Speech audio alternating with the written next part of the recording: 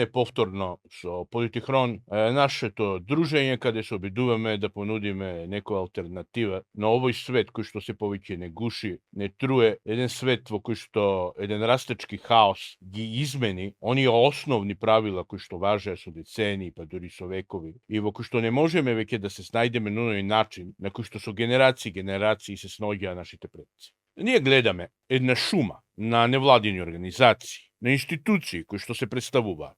Еднаш, дека се, например, образовни институции, па често пати таму одат луѓе, упишуваат студии, дипломски, постдипломски, поради некои услови, често пати материјални, кои што им нудат многу подобри можности со овие наши се скромни, поскромни буџети, многу подобри можности да си го продолжат своето образование. Но, од друга страна, истата таа образовна институција има некои истражувачки сега активности, што е прави институт, но оно што е најважно, настапува како невладина организација, заземајќи ставови по разни обштествени и што е многу поважно политички прашања.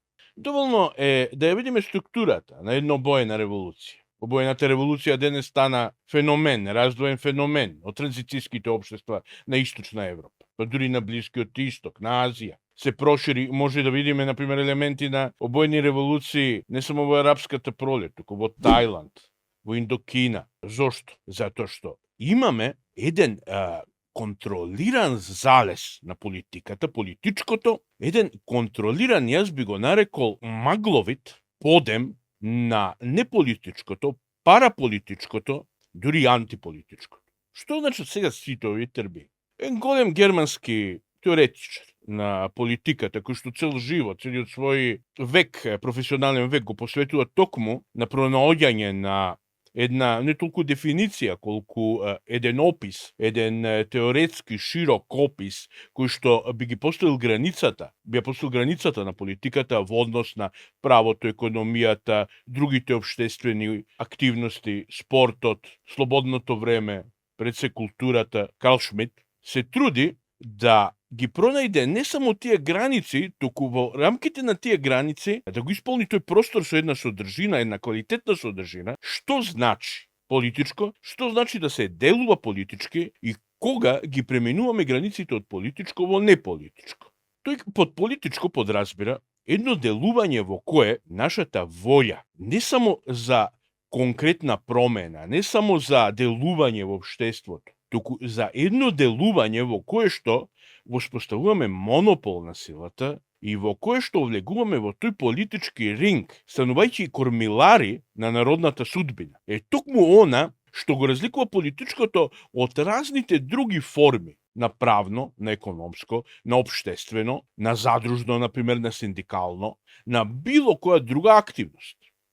Во неговите дела тој често спори со луѓе кои што биле пропоненти токму на овие други активности, ги сметале за одлучни во промената на општеството, во делувањето во јавната сфера. Например, интересна е неговата дискусија со фон Штајн. Фон Штајн бил еден од водечките германски социолози на 19. век, познат по неговите теории за задругата, задружното право, за другите кои што низ историјата, и тоа како, ние, например, ги знаеме нашите семејни задруги, и тоа како го обликувале општеството и биле дел од јавната сфера. Но Карл Шмит во дискусиите со фон Штајн токму му го забележува тоа дека политичкото, оној момент кога го превзема своето битие и со него делува во општеството, никако не може да се потпре на задругата, туку мора да игра на власта, на државата и на политичката игра, затоа што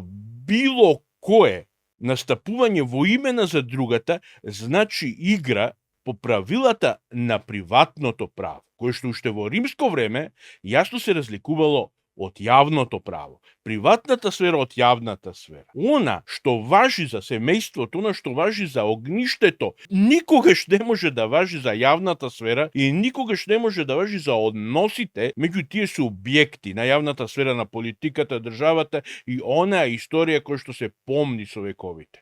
Уште Аристотел во неговата политика, а тоа е дело evergreen дело во теоријата, дело кое што и тоа како е важно за било кој човек кој што сака сериозно да се внурне во оваа проблематика, на самиот почеток уште ја прави оваа поделба на семејната и јавната сфера. Семејната сфера е онаа сфера која е многу поекономична, која што многу повеќе се грижи, исто како што мајката се грижи за детето, дали е сито, дали е добро облечено, дали е се добро со него, додека пак јавната сфера е онаа кога излегуваме од овој тесен круг на нашето топло огниште и влегуваме во онаа борба на возрастните. И јас што сега Карл Шмит како човек кој што ги имал во себе, ги носел сите тие векови на знаењето, токму од Аристотел до нашата современост, не можел, а повторно да не ја постави оваа разлика меѓу јавното и приватното и за другите на фон Штајн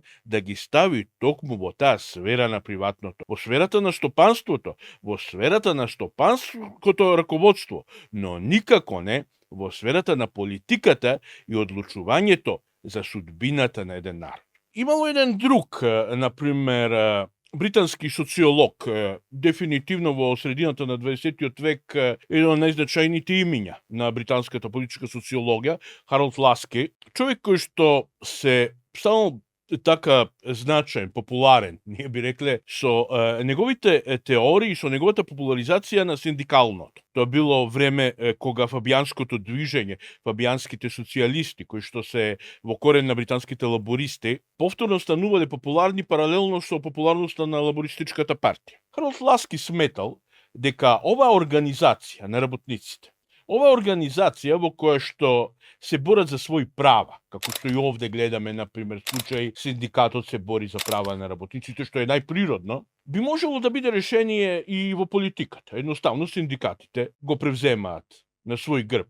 Не само организирањето на работниците, туку организирањето на севкупната јавна сфера. Но Карл Шмит му одговара на Ласки, кога тоа би било така, синдикатот би морал да стане партија, конкретно работничка партија, која не би делувала, ова е многу важно, по законите на организација на синдикатот, затоа што би го немала синдикалното битие во себе, туку би делувала по политички закон. Овие политички закони се сосем различни од синдикалните закони и имаат во себе сосем поинакво битие, кое што пак е пред се свртено кон судбината на народот и кон историјата. Синдикатот се бори за моментот, се бори за некои конкретни подобрувања на положбата на работникот, повисоки плати, например, подобри услови за работа, но работничката партија, такви биле лабористите во нивниот корен и многу други партии, пред се бори да ја освои власта и да ги наметне своите ставови како дел од националната политика. Карл Шмит оде и понатаму. Тој предпоставува една ситуација во која би постоело едно движење за мир, пацифистичко,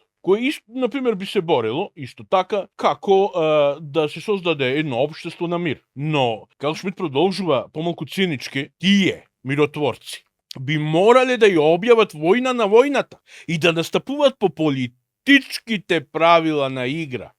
Никако да апелираат, туку да се борат да влезат во арената, да освојат власта и тогаш ако можат да ја укинат војната. Доколку тоа би се случило, заклучува Карл Шмит, тоа би било и крај на политиката, затоа што за жал според него војната е квинтисенција, она срж на политиката и на политичкото водење на државите и народите. Кој би бил сега овде заклучок од сето ова, од овој триалог на интелектуалните джинови на модерната? Па, заклучокот би бил дека ние може да имаме одредени ставови. Ете, како што имаат, например, многу невладини организации. Можат да се залагаат за права на работници, за права на разни маргинални групи. Се е тоа во ред. Но се додека се на ова ниво, тие се разни групи за притисок, разни групи кои што можат да го популаризираат своето мислење на сличен начин, како што во времето на робството во Соединетите држави Хариет Бичер Стоун, преку колибата на Чичотом, го промовира идното аболиционистичко движење. Но Хариет Бичер Стоун не е политичарка.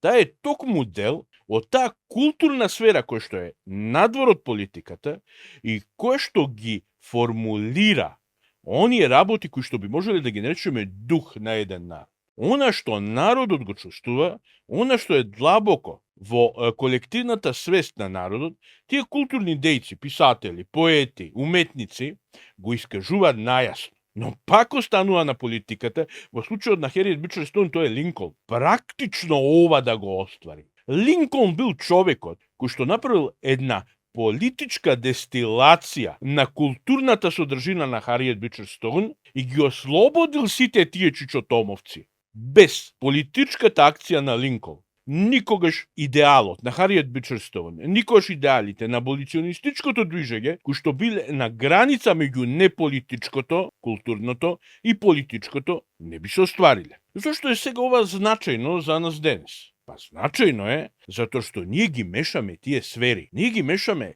сферата на културата, сферата на идентитетот, сферата на уметничкото творештво од една страна, од друга страна сферата на стопанското, на приватното, на економското, на правното, со политичкото, кое што е една сфера која ги обединува сите нив, една практична реализација на нашите мечти, нашите желби, нашите стремеши, но кој што има јасни правила, јасно битие и не се меша со овие другите, ако сакаме да имаме успех. Например, сведоци сме како владата на оваа држава бара од една наднационална институција, Европска унија, да го гарантира идентитетот. Идентитетот уопшто не е политичка категорија. Идентитетот е културна категорија, кован во вековите. Токму преку творештвото, преку културата, преку уметниците, преку оние најузвишени представници на духот на еден народ. Овие луѓе, овие духовни дестилатори успеваат на најсофистициран, најрафиниран начин да го кажат она што го мислат милиони, што го мислат генерации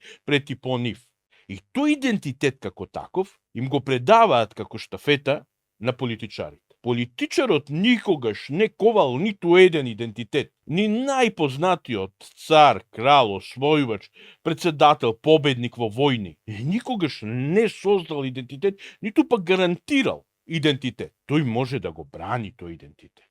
Тој може тој идентитет да го окруни со конкретен политички успех, да го стави во конкретна политичка заедница и со тоа да му даде една нова сила, една нова смисла, една нова димензија на конкретно постоење наспроти тие абстракции на уметниците. Ама политичарот ниту го гарантира, ниту може да му каже на цел еден народ кој е, што е, кои му се символите и кој е смислата на неговото постоење.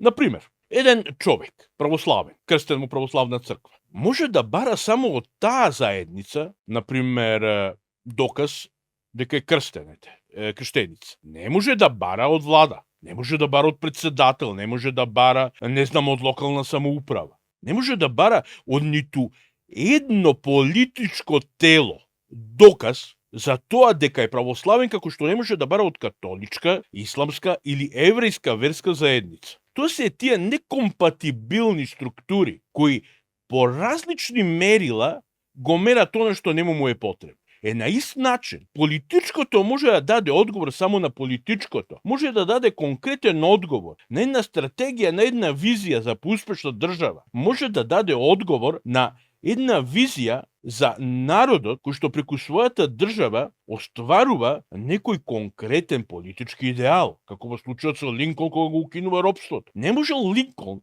да им каже на белите американци дека се бели американци, ниту на робовите дека се црни американци или афроамериканци денес. На крајот на криштата некои одлучува да се вратат во Африка, ја создале Либерија. Не можел Линколн да им даде либеријски идентитет, сами си го создале. Она што тој можел, да им ги скрши ланците и да ги води во нов слободен свет.